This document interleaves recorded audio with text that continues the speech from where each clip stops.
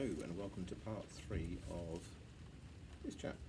If you hear some strange background noises, it is the thunder and rain we've got at the moment, not me. So, Sunday, September 12th, 1943. We saw some American soldiers in Slapton today. It's the first time I've ever seen them. Everyone calls them Yanks. I don't know why Grandfather doesn't like them, but I do. I think they've got smarter uniforms than ours, and they look bigger somehow. They smiled a lot and waved, particularly at Mum. That was just because she's pretty, I could tell. When they whistled, she went very red, but she liked it. They don't say hello, they say hi instead, and one of them said howdy. He was the one who gave me a sweet, only he called it candy. I'm sucking it now as I'm writing. It's nice, but not as nice as lemon sherbets or peppermint humbugs with the stripes and chewy centres. Humbugs are my best favourites, but I'm only allowed 2 a week now because of rationing.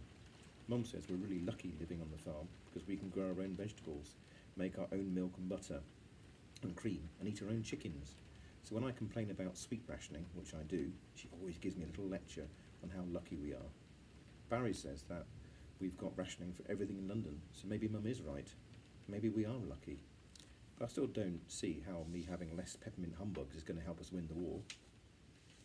Thursday, September 16th, 1943. Mum got a letter from Dad today. Whenever she gets a letter, she's very happy and sad at the same time. She says she's out in the desert in Africa with the 8th Army, and he's making sure the lorries and tanks work. He's very good at engines, my dad. It's very hot in the daytime, he says, but at night it's cold enough to freeze your toes off. Mum let me read the letter after she had. He didn't say anything about Tips and the kittens, or the row we had. Maybe he's forgotten about it. I hope so. I feel bad about writing this, but I must write what I really feel. What's the point in writing at all otherwise? The truth is, I don't really miss Dad like I know I should, like I know Mum does. When I'm actually reading his letters, I miss him lots. But then later on I forget all about him, unless someone talks about him, unless I see his photo maybe. Perhaps it's because I'm still cross with him about the kittens. But it's not just because of the kittens that I'm cross with him. The thing is, he didn't need to go to fight in the war. He could have stayed with us and helped Grandfather and Mum on the farm. Other farmers were allowed to stay. He could have, but he didn't. He tried to explain it to me before he joined up. He said he wouldn't feel right about staying home when there were so many men going off to the war, men the same age as he was. I told him he should think of Grandfather, Mum and me, but he wouldn't listen. They got to do all the work on their own now, all the milking and the muck spreading, all the hay making and the lambing.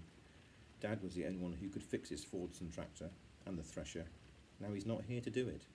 I help out a bit, but I'm not much use. I'm only 12, almost anyway. I'm off to school most days. He should be here with us, that's what I think. I'm fed up with him being away. I'm fed up with this war. We're not allowed down on the beach anymore to fly our kites. There's barbed wire all round to keep us off, and there's mines buried all over it.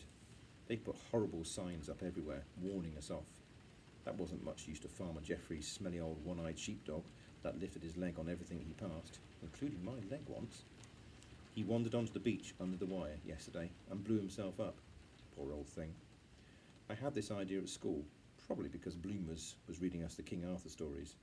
I think we should dress Churchill and Hitler up in armour like King Arthur's knights, stick them on horses, give them a lance each, and let them sort it out between them.